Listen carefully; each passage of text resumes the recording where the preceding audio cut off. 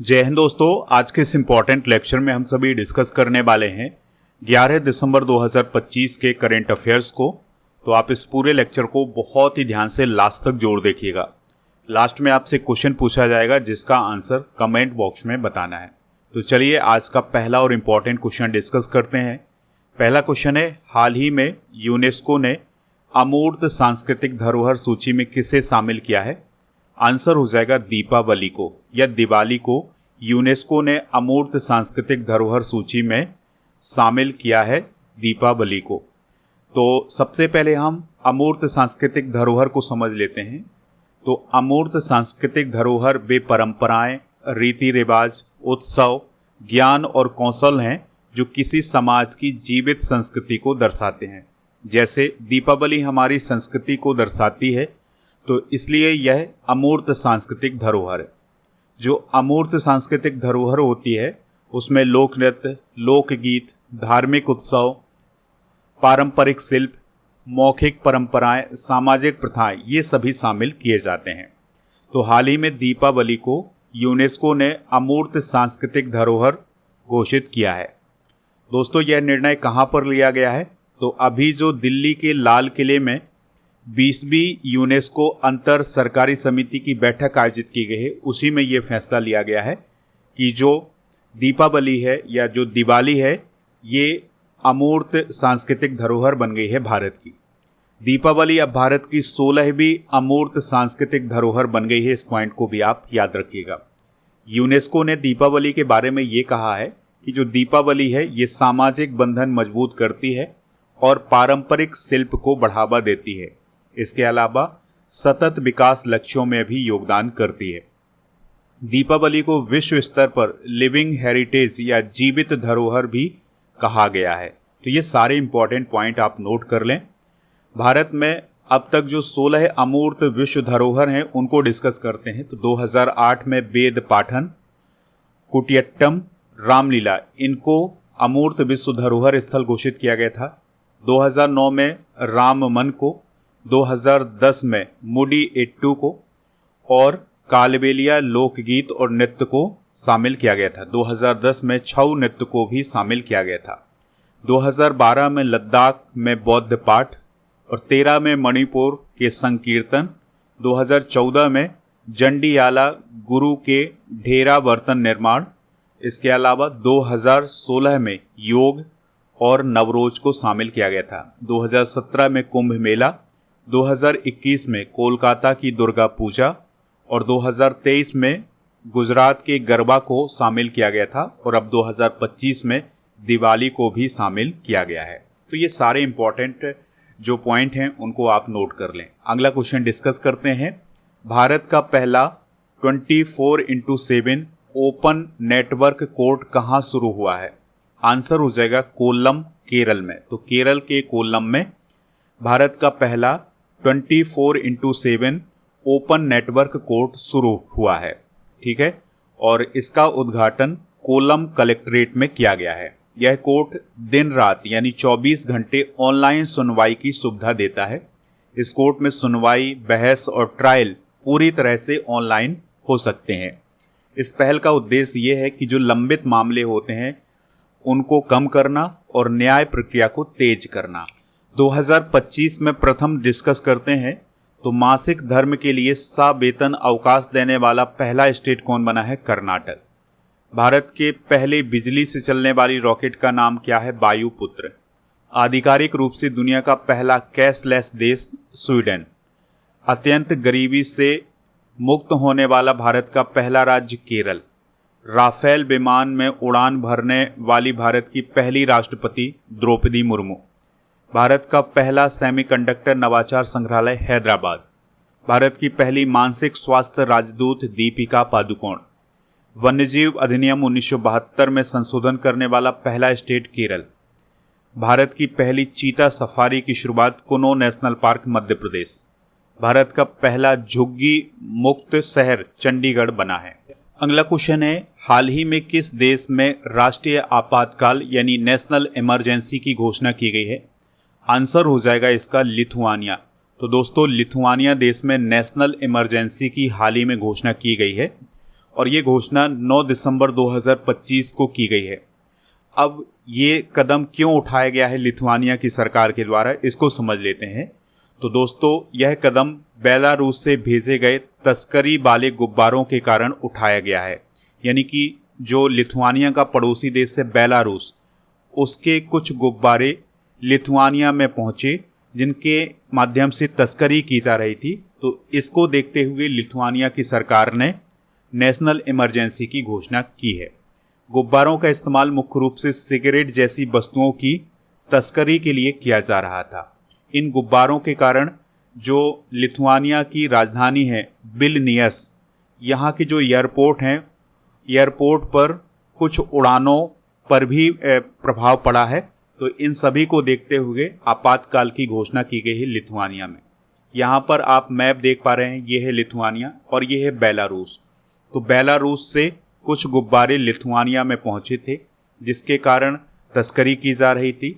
और दोस्तों, इन गुब्बारों के कारण एयरपोर्ट पर जो उड़ानें थी वो भी प्रभावित हुई हैं। तो इन सब को देखते हुए लिथुआनिया की सरकार ने नेशनल इमरजेंसी की घोषणा की है। ठीक है। और यहाँ पर एक बात और याद रखनी है कि जो लिथुआनिया है ये नाटो का मेंबर है और जो बेलारूस है ये नाटो का मेंबर नहीं है, बल्कि बेलारूस रूस का समर्थक है। दोस्तों, लिथुआनिया यूरोप के बाल्टिक क्षेत्र में स्थित है। तो ये बाल्टिक सागर है और यहीं पर स्थित है लिथुआनिया। विनियस इसकी कैपिटल है। राष्ट्रपति हैं गिटानास नौसेदा और प्रधानमंत्री की बात करें तो इंगा रुगिनियन यहाँ की वर्तमान में प्रधानमंत्री हैं। इनकी नियुक्ति हाल ही में की गई है, तो इनको आप ज़रूर नोट कर लें कि लिथुआनिया की पीएम कौन बनी है, इंगा रुगिनियन। अगला क्वेश्चन डिस्कस करते हैं। क्वेश्चन क्या है, G20 शिखर सम्मेलन 2026 में अमेरिका ने दक्षिण अफ्रीका की जगह किस देश को आमंत्रित करने की योजना बनाई है? आंसर हो जाएगा पोलैंड। तो देखिए, 2026 का जो G20 शिखर सम्मेलन है ये अमेरिका में आयोजित किया जाना है और अमेरिका ने ये कहा है कि इस सम्मेलन में साउथ अफ्रीका की जगह पोलैंड शामिल होगा। वो साउथ अफ्रीका को बुलाना नहीं चाह रहा है। ठीक है। तो अमेरिका ने 1 दिसंबर 2025 से G20 की अध्यक्षता संभाली है और ये 2026 का जो G20 शिखर सम्मेलन है ये मियामी फ्लोरिडा में आयोजित किया जाएगा। ठीक है। तो अमेरिका ने दक्षिण अफ्रीका को इस सम्मेलन में आमंत्रित न करने का निर्णय लिया है, यानी कि वो साउथ अफ्रीका को आमंत्रित नहीं करेगा। 2025 वाला जो G20 शिखर सम्मेलन है वो साउथ अफ्रीका में आयोजित किया गया था, लेकिन इस सम्मेलन में अमेरिका ने भाग नहीं लिया था क्योंकि जो अमेरिका है वो साउथ अफ्रीका से गुस्सा है। तो वहाँ पर कोई नहीं गया उस सम्मेलन में भाग लेने के लिए और अब अमेरिका ने साउथ अफ्रीका को अपने यहाँ ना बुलाने का निर्णय लिया है और अमेरिका ने ये कहा है कि साउथ अफ्रीका की जगह पोलैंड इसमें शामिल होगा।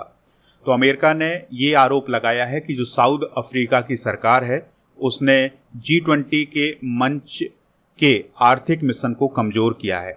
अमेरिका के जो विदेश मंत्री हैं मार्को रूबियो, उन्होंने कहा है कि G20 को अब आर्थिक विकास, नवाचार और ऊर्जा आपूर्ति श्रृंखलाओं पर केंद्रित किया जाएगा और इसे उन्होंने न्यू G20 कहा है। ठीक है। तो ऐसा पहली बार हो रहा है जब किसी सदस्य देश को G20 शिखर सम्मेलन से बाहर रखा जाएगा। अमेरिकी राष्ट्रपति डोनाल्ड ट्रंप ने दक्षिण अफ्रीका को कहीं भी सदस्यता योग्य नहीं बताया है। G20 शिखर सम्मेलन 2025 की भी बात कर लेते हैं। तो इसका आयोजन साउथ अफ्रीका में हुआ था इस साल और जोहानसबर्ग जो स्थान है वहाँ पर इसका आयोजन किया गया था। इसका मोटो था एकजुटता, समानता, स्थिरता। इसकी अध्यक्षता साउथ अफ्रीका के जो राष्ट्रपति हैं सिरिल रामफोसा उनके द्वारा की गई थी और इस सम्मेलन का उद्देश्य था दुनिया की अर्थव्यवस्था को ठीक से चलाने के लिए सदस्य देशों में एक राय कायम करना। अच्छा, G20 की बात कर लेते हैं। तो इसे ग्रुप ऑफ 20 बोला जाता है और दुनिया की सबसे बड़ी अर्थव्यवस्थाओं का ये समूह है। इसकी स्थापना 1999 में हुई थी। दोस्तों, दुनिया की लगभग 85% GDP इन देशों के पास है। 75% वर्ल्ड ट्रेड, 56% पॉपुलेशन और 60% एरिया को ये देश कवर करते हैं। G20 में 19 देश, यूरोपीय यूनियन और अफ्रीकी संघ शामिल है।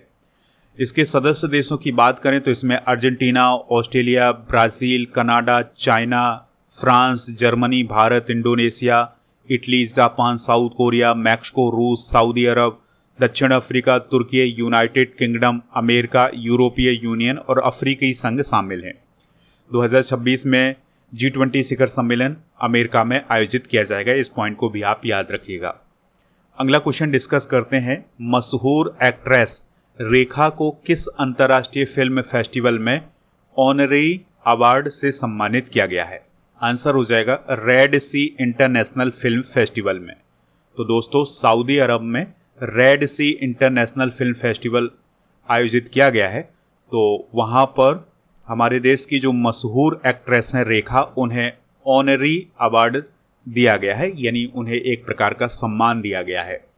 और ये जो रेड सी इंटरनेशनल फिल्म फेस्टिवल है, ये सऊदी अरब के जेद्दा शहर में आयोजित किया गया था।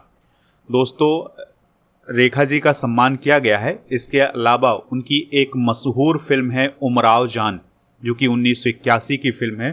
उसका 4K रीस्टोर संस्करण भी प्रदर्शित किया गया है इस फिल्म फेस्टिवल में। दोस्तों, हाल ही में प्रदान किए गए कुछ इंपॉर्टेंट अवार्ड डिस्कस करते हैं, जैसे मनोहर पारिकर युवा वैज्ञानिक पुरस्कार 2025 साईं गौतम गोपाल कृष्ण को, बुकर पुरस्कार डेविड इस्जाले को दिया गया है उनके उपन्यास फ्लैश के लिए, world leaders for peace and security award 2025 Shri Shri Ravishankar को प्रदान किया गया है, British academy book prize 2025 Sunil Amrith को दिया गया है उनकी पुस्तक द बर्निंग अर्थ के लिए, CII गुणवत्ता रत्न पुरस्कार 2025 वेणु श्रीनिवास को दिया गया है, फ्रांस के सेवेलियर पुरस्कार से सम्मानित किया गया है धौरा धारनी को, लोकनायक फाउंडेशन साहित्यिक पुरस्कार 2025 वेलामाला सिमाना को दिया गया है, मौलाना अबुल कलाम आज़ाद राष्ट्रीय पुरस्कार 2025 मोहम्मद तौफीक खान को प्रदान किया गया है, और कैंटन आर पिमलर पुरस्कार सोनाली घोष को प्रदान किया गया है। अगला क्वेश्चन है, किस देश ने 16 साल से कम उम्र के बच्चों के लिए सोशल मीडिया पर पूरी तरह से रोक लगा दी है? आंसर हो जाएगा ऑस्ट्रेलिया। तो दोस्तों, ऑस्ट्रेलिया ने 10 दिसंबर 2025 से 16 साल से कम उम्र के जो बच्चे हैं उन पर सोशल मीडिया पर पूरी तरह से रोक लगा दी है, और इसके लिए एक कानून भी बनाया है। तो अब 16 साल से कम उम्र के बच्चों के लिए TikTok, YouTube, Instagram, Facebook, Snapchat, Twitter, ये सभी जो सोशल मीडिया प्लेटफॉर्म हैं ये बैन हो गए हैं, और कंपनियों को नाबालिगों के अकाउंट हटाने और नए रजिस्ट्रेशन रोकने का आदेश भी दिया गया है। ऑस्ट्रेलिया की अगर हम बात करें तो कैनबरा इसकी राजधानी है। वर्तमान में यहाँ के प्रधानमंत्री हैं एंथनी अल्बनीज। करेंसी है ऑस्ट्रेलियाई डॉलर। कुछ और इम्पोर्टेंट करेंट अफेयर्स डिस्कस करते हैं।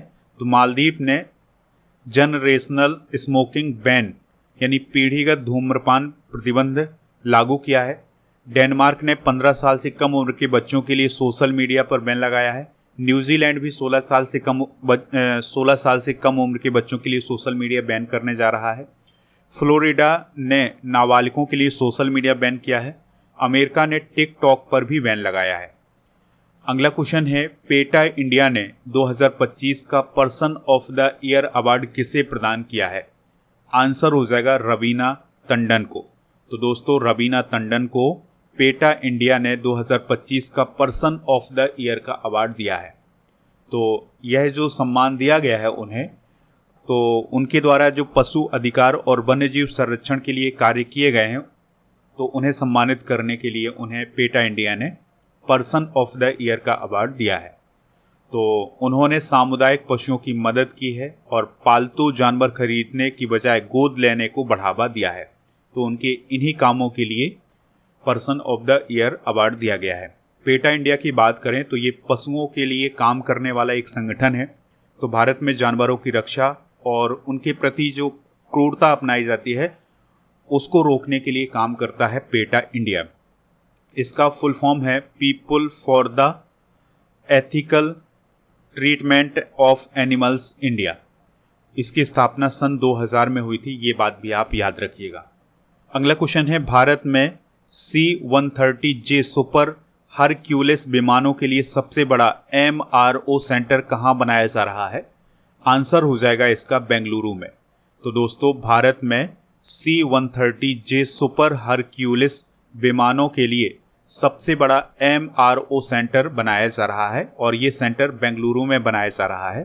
MRO का मतलब है मेंटेनेंस, रिपेयर एंड ओवरऑल, यानी यहाँ पर रख रखाव, मरम्मत और ओवरऑल यहाँ पर रिपेयरिंग की जाएगी। ठीक है, और आपको याद रखना है कि ये जो सेंटर है ये टाटा एडवांस सिस्टम्स और अमेरिकी कंपनी लॉकहीड मार्टिन के द्वारा बनाया जा रहा है। अगला क्वेश्चन है, अंतर्राष्ट्रीय पर्वत दिवस हर साल कब मनाया जाता है? तो 11 दिसंबर को ये दिवस मनाया जाता है। दोस्तों 2025 की थीम क्या है? तो glaciers matter for water, food and livelihood in mountains and beyond. तो ये इसकी थीम है, इसको आप नोट कर लें। तो आपको याद रखना है कि इंटरनेशनल माउंटेन्स डे 11 दिसंबर को मनाया जाता है। अगला क्वेश्चन है, वैज्ञानिकों ने कितने प्रकाश वर्ष लंबा ब्रह्मांडीय तंतु खोजा है? आंसर हो जाएगा 50 मिलियन प्रकाश वर्ष। तो दोस्तों वैज्ञानिकों ने हाल ही में 50 मिलियन प्रकाश वर्ष लंबा एक ब्रह्मांडीय तंतु खोजा है। यह तंतु लगभग 140 मिलियन प्रकाश वर्ष दूर स्थित है। इसमें 5.5 मिलियन प्रकाश वर्ष लंबी एक श्रृंखला है जिसमें 14 आकाश गंगाएं हैं। यानी कि इस प्रकार का एक तंतु खोजा है ब्रह्मांड में जिसमें 14 आकाश गंगाएं हैं। ये सभी आकाश गंगाएं एक ही दिशा में घूम रही हैं, जैसे मोतियों की माला धागे पर घूमती हो। तो दोस्तों आपको याद रखना है कि वैज्ञानिकों ने 50 मिलियन प्रकाश वर्ष लंबा एक ब्रह्मांडीय तंतु हाल ही में खोजा है। तो ये थे आज के करंट अफेयर्स के क्वेश्चन।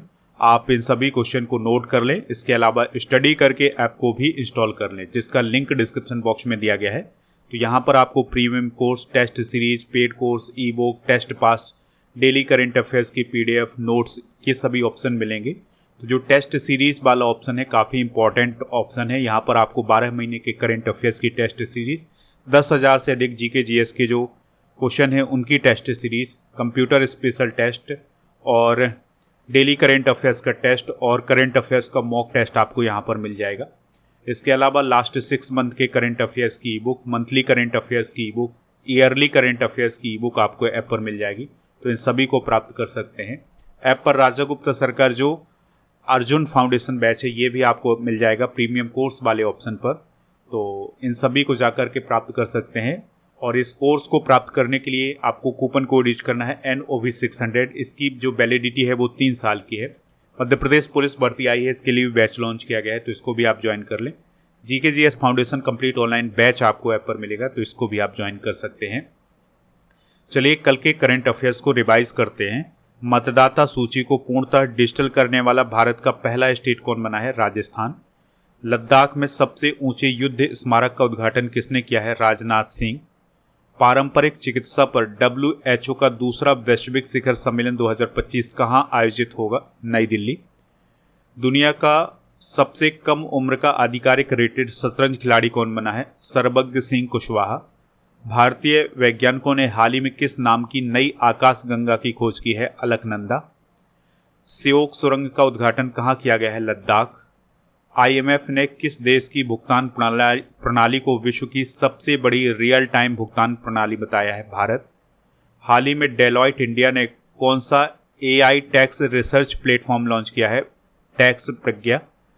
अनंत अंबानी को किस संस्था ने ग्लोबल ह्यूमैनिटेरियन अवार्ड दिया है? Global human society. स्क्वैश विश्व कप 2025 का आयोजन कहाँ किया जा रहा है? चेन्नई में। दोस्तों आज के जनरल नॉलेज के पिटारे में हम 42वें संविधान संशोधन अधिनियम 1976 के मुख्य प्रावधान डिस्कस करेंगे।